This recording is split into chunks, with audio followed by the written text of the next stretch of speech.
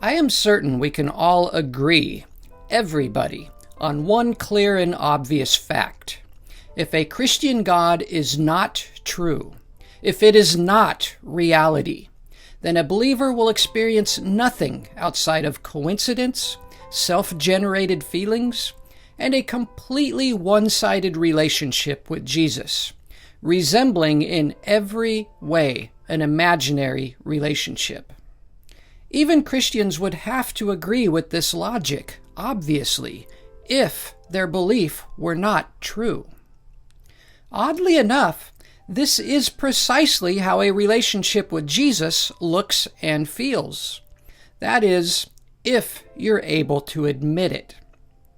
I can only assume a majority of believers will not offer an admission here, and will overwhelmingly refuse to acknowledge such an observation.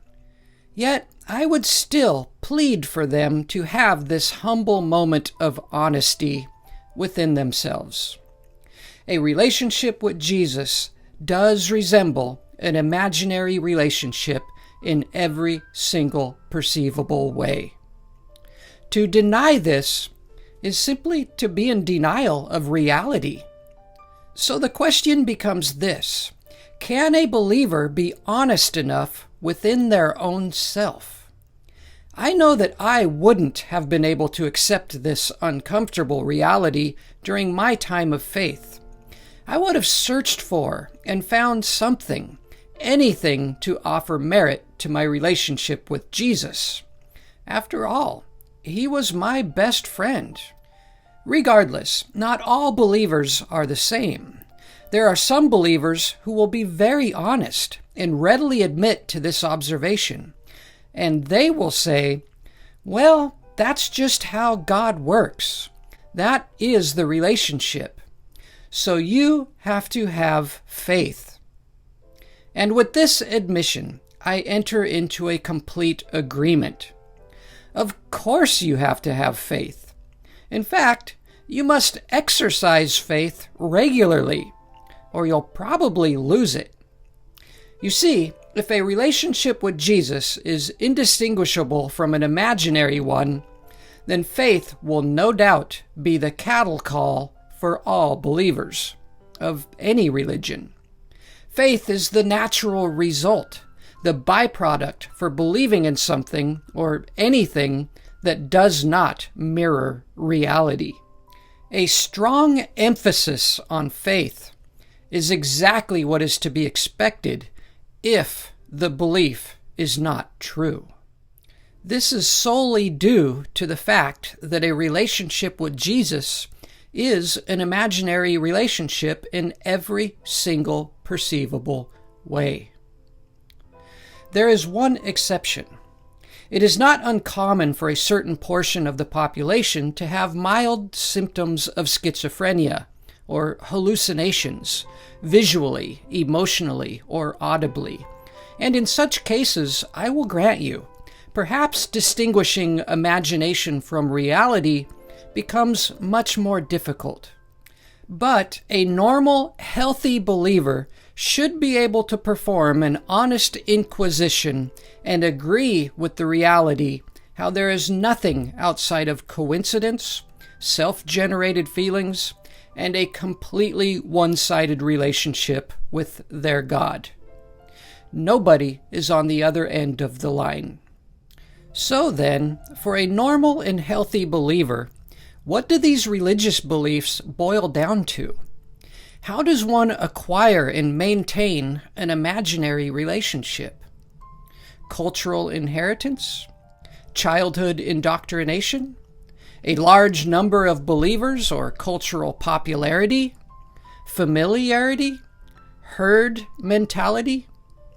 Certainly this would have a lot to do with it. But there are also historical and magical stories written in Bronze Age books, God-men floating up into the clouds, and prophecies. Even when these prophecies fail, run late, and or twist and change over time, they still remain compelling to a believer. All of the above adds to one's faith, but probably the most common answer I have encountered is that a miracle occurred in a believer's life. Most of us have probably heard one of these testimonies, and you may have even fabricated a few for yourself, if you were once a believer. My Christian family members, brothers, stepmoms, father, all were inclined to embellish these miraculous tales.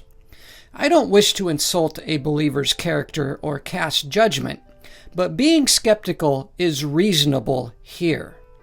Regardless, let's grant these miraculous stories the benefit of doubt.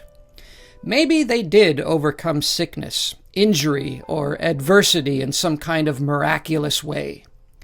Did Jesus leave a stamp of authenticity on this miracle?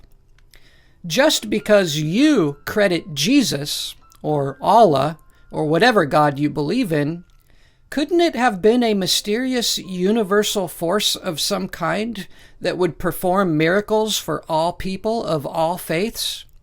After all, these miraculous testimonies are shared throughout all religions of the world. Just because you say it was Jesus doesn't make it so.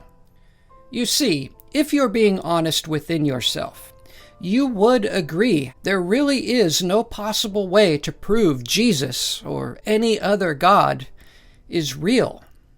There is no book, no story, no testimony that can bring a fictional character into reality in any realistic way.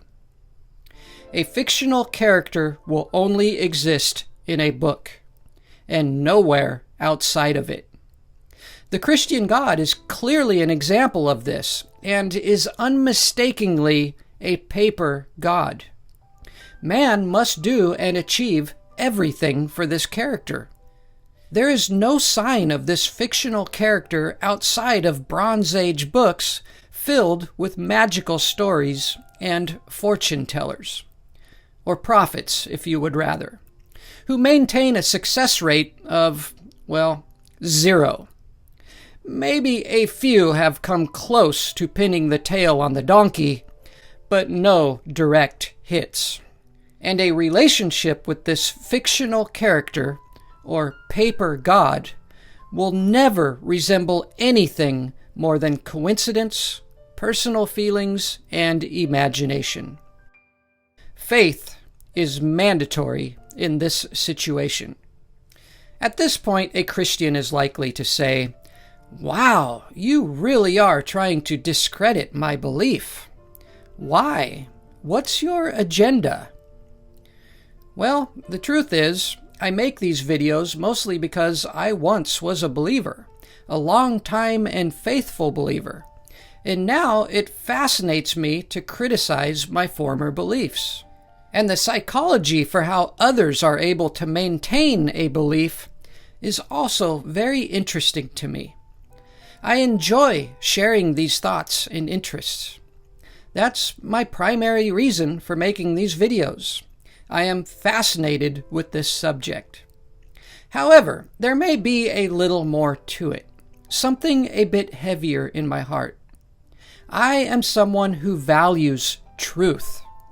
I place a strong and passionate value on what we can recognize as a more honest understanding of our shared reality.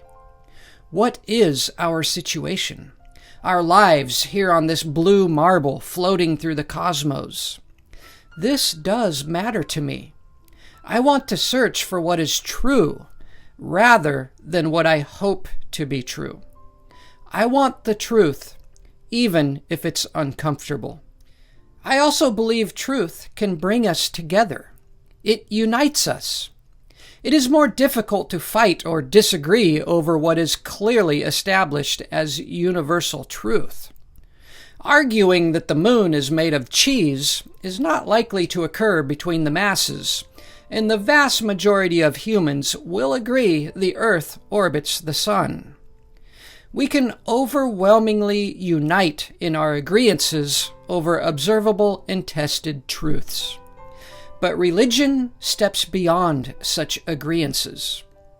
Religion steps into imaginary realities whereas even Christians will argue amongst themselves. Religion has and always will produce condemnation of others and division between people. And unlike an honest search for truth, religion tries to shut down opposition, to kill it, to call it names like blasphemy. The truth is, opposition is healthy. Challenging your own and other people's beliefs is a good thing. The truth will not fear opposition or a challenge, but instead welcomes it.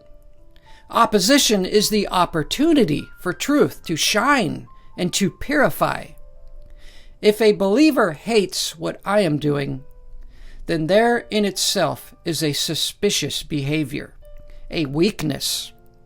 If what you believe is true, and you know it is true, then you will value this content as your opportunity to reveal the truth to a larger number of folks, to make corrections to what is false. We welcome you to do so, and we are friendly. There is no hate. And we also want a challenge. Without a challenge, without opposition, truth can be whatever we want it to be.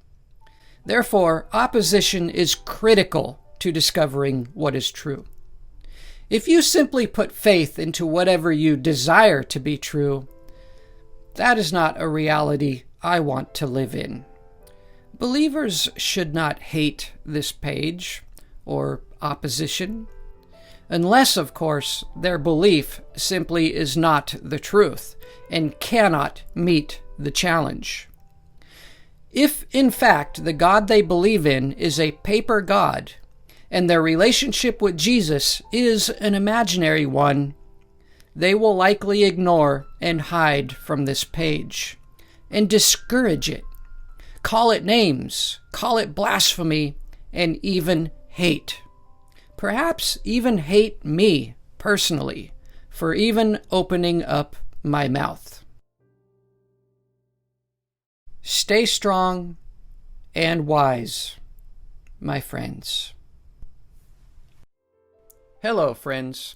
Please help me grow this page by becoming a subscriber and clicking the support button right down below if you're watching on Facebook. Or go to patreon.com/stairwaytoreason and sign up, become a member for as little as $1 a month. And if you don't like subscribing and signing up for things, I have a PayPal where you can make reoccurring monthly donations for as little as $1. It's safe, fast, and super easy. Just ask for my PayPal link in the comments below. Thank you so much, my friends, and stay strong and wise. I don't believe in masquerades. I don't believe